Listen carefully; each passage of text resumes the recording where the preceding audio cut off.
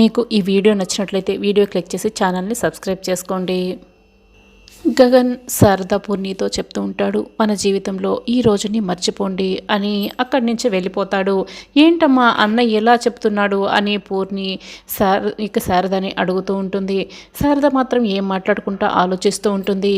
ఇక జరిగిందంతా కూడా చరణ్ తలుచుకొని కంటతడి పెడుతూ ఉంటాడు. అప్పుడే బిందు అక్కడికి వస్తుంది. రే అన్నయ్య, ఏంట్రా ఇది, ఎందుకు అలా ఏడుస్తున్నావు అని అడుగుతూ ఉంటుంది. అన్నయ్యని మరీ అంత అవమానించకుండా పంపించుంటే బాగుండేది.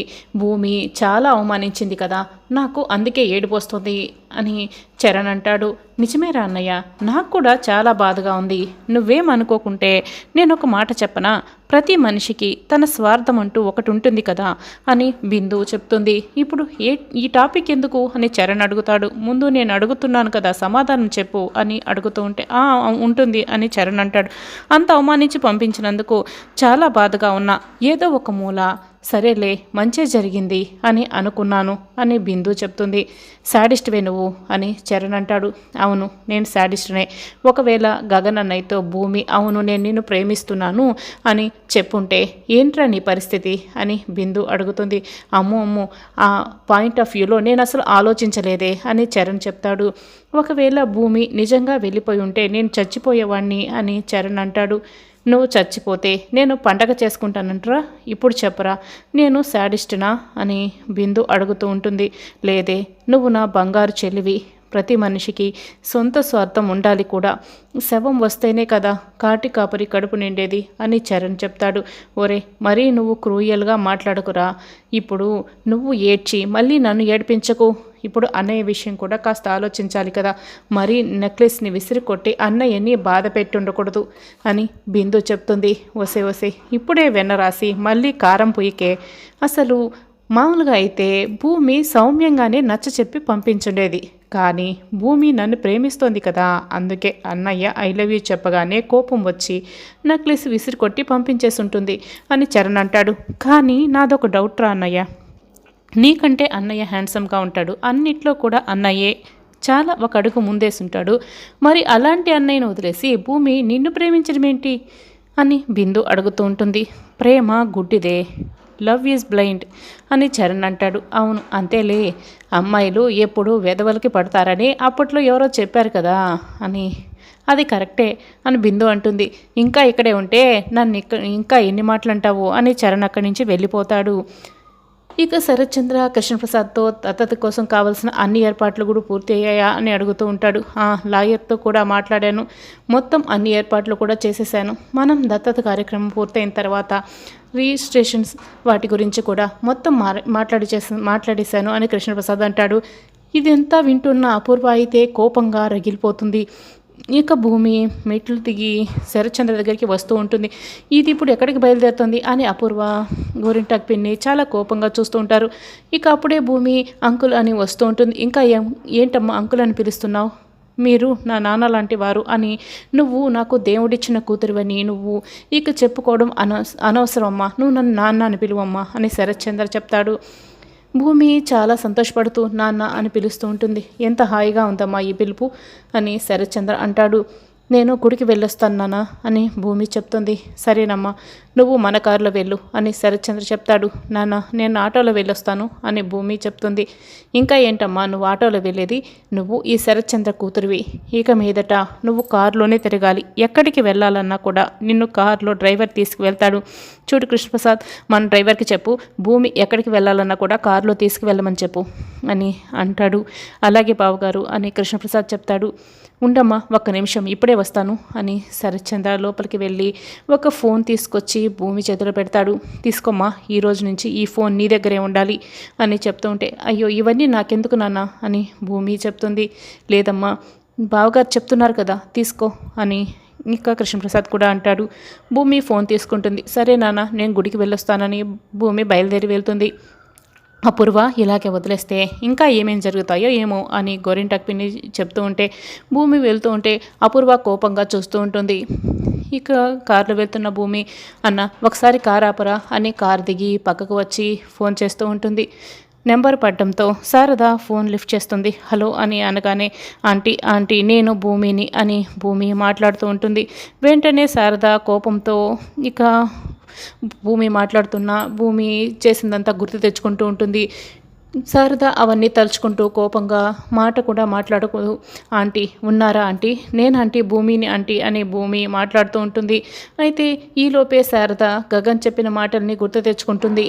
నేను ప్రేమిస్తున్నానని చెప్పే హక్కు నాకెంతుందో ప్రేమించడం లేదని చెప్పే హక్కు భూమికి కూడా ఉంది.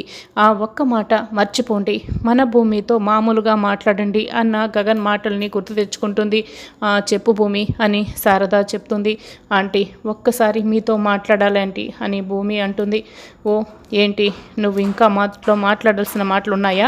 దత్తత తీసుకుంటున్న మీ నాన్న దగ్గరే మాట్లాడాల్సిన మాటలన్నీ కూడా మాట్లాడేసావనుకున్నానే అని శారద అంటంతో ఆంటీ ఒక్కసారి ఇంటికి వచ్చి మాట్లాడతానంటీ అని భూమి చెప్తుంది. ఏ ఇంటికి అని శారద అడుగుతుంది. మన ఇంటికి ఆంటీ అని భూమి అంటుంది. చూడమ్మా నువ్వు కన్ఫ్యూజ్ అవుతున్నావు. మన ఇల్లు అంటే అది నీ ఇల్లు, నీ ఇల్లు శరత్చంద్ర ఇల్లు. ఆ శరత్చంద్ర ఇంటికి వెళ్ళి ఎవరితో మాట్లాడకైనా నా పర్మిషన్ నీకు అవసరం లేదు అని శారద అంటుంది. అంటే మీ ఇంట్లో నాకు స్థానం లేదా ఆంటీ అని భూమి అడుగుతుంది. అది మన ఇల్లు అనే హక్కు లేదా అని భూమి అడుగుతూ ఉంటుంది. లేదమ్మా ఆ హక్కు నీకు లేదు, నేనేదో కోపంతో మాట్లాడుతున్నాను అనుకోకు. ఆ హక్కు నీకు లేదని మీ ఇంటికి వచ్చినప్పుడు నువ్వే చెప్పా మర్చిపోయావా అని శారద అడుగుతుంది. సరే మీ ఇంటికి వచ్చి మాట్లాడతానంటీ అని భూమి బాధపడుతూ అడుగుతూ ఉంటే, వద్దమ్మా మీ నాన్నగారికి మాకు పడదు, పడని ఇంటికి ఎందుకు వెళ్ళావని మీ నాన్నగారి దగ్గర నువ్వు మాట పడాల్సి వస్తుంది. మా వల్ల నువ్వెందుకు మాట పడ్డం అని శారద అంటుంది. అది కాదంటీ నేను ఎందుకు అలా మాట్లాడాల్సి వచ్చిందో చెప్తానంటీ అని భూమి అంటుంది. వద్దని చెప్తున్నాను కదమ్మా అని శారద కోపంగా మాట్లాడుతూ ఉంటుంది. అప్పుడే గగన్ అటుగా వెళ్తూ ఉంటాడు. ఎవరమ్మా ఫోన్లో అని అడుగుతూ ఉంటాడు. ఎవరో సేల్స్ గర్ల్రా కాల్ చేసింది, అనురాగం ఆప్యాయత లాంటి పుస్తకాలు ఉన్నాయంట, ఇంటికి వచ్చి వాటి గురించి వివరిస్తానని చెప్తోంది. అసలు కొనే ఉద్దేశమే లేనప్పుడు వాటి గురించి మనకెందుకు, అందుకే అవసరం లేదని చెప్తున్నాను అని శారద అంటుంది. అర్థమైందమ్మా, రావద్దు అని శారద ఇక ఫోన్ పెట్టేస్తుంది. శారద మాటలు విన్న భూమి అయితే ఇక బాధపడుతూ ఏడుస్తూ ఉంటుంది. రే గగన్ రారా టిఫిన్ చేద్దు అని గగన్ని పిలుస్తుంటే, లేదమ్మా ఆఫీస్లో ఇంపార్టెంట్ మీటింగ్ ఉంది, అది అయ్యాక నేను అక్కడే చేస్తాను, వస్తానమ్మా అని బ్యాగ్ పట్టుకొని గగన్ అయితే బయలుదేరుతూ ఉంటాడు. ఇక భూమి కారు దగ్గరే నిలబడి ఏడుస్తూ ఉంటుంది. భూమి అలాగే నిలబడి ఏడుస్తూ ఉంటే అప్పుడే గగన్ అటుగా వెళ్తూ ఉంటాడు. గగన్ కారులో వెళ్తూ ఉంటే భూమి చూసి చాలా సంతోషపడుతూ ఉంటుంది. అయితే గగన్ కారు ఆగకుండా వెళ్ళిపోతూ ఉంటుంది. మళ్ళీ భూమి బాధపడుతూ ఉంటుంది. కాస్త దూరం వెళ్ళిన గగన్ అయితే కార్ని అక్కడే ఆపేస్తాడు. భూమి దగ్గరికి వస్తాడు. భూమి అయితే చాలా సంతోషపడుతూ ఉంటుంది. ఏమైంది భూమి, ఎందుకు అలా ఉన్నావు, ఎన్ని ప్రాబ్లం అని గగన్ అడుగుతూ ఉంటాడు. ఏంటి అలా చూస్తున్నావు, నేనేమైనా తప్పుగా మాట్లాడానా అని గగన్ అడుగుతూ ఉంటాడు. నేనే తప్పుగా మాట్లాడాను, అంతమందిలో మిమ్మల్ని అవమానించి మాట్లాడాను అని భూమి అంటుంది. ఓ అదే, ఇట్స్ ఓకే భూమి, మాకు అవమానం జరిగిందని నువ్వు ఏడుస్తున్నావా? అవమానాలు మాకు అలవాటైపోయాయి. నువ్వు చేసింది అవమానం అని కూడా నేను అనుకోవటం లేదు. నేను చేసుకున్న అపార్థానికి అది ఒక గుణపాఠం భూమి. నేర్చుకున్న పాఠాలు గుర్తుండకపోవచ్చు, కానీ ఎదురైన గుణపాఠాలు మనిషిని మరింత తీర్చిదిద్దుతాయని నేను ఎక్కడో విన్నాను. అయినా నువ్వు నేర్పిన గుణపాఠానికి నేను నీకు థ్యాంక్స్ చెప్పాలి భూమి అని గగన్ చెప్తాడు. మీరు నాతో నార్మల్గా మాట్లాడుతుంటే నేను తట్టుకోలేకపోతున్నాను. నాకు చాలా ఏడుపు వచ్చేస్తుంది. దయచేసి ఇంతకుముందు భూమితో ఎలా మాట్లాడేవారో అలాగే మాట్లాడండి ప్లీజ్, అలాగే మాట్లాడండి అని భూమి బతిమలాడుతూ ఉంటుంది. అప్పుడే గగన్, స్టాప్ ఇట్, ఎందుకే ఏడుస్తున్నావు, ఫస్ట్ ఆ ఏడవడం ఆపు. ఎవరైనా చూస్తే నేను ఏడిపిస్తున్నాను అనుకుంటారు, మళ్ళీ అపార్థాలు కూడా వస్తాయి. అందరూ నా క్యారెక్టర్ని డిగ్రేడ్ చేసేస్తారు.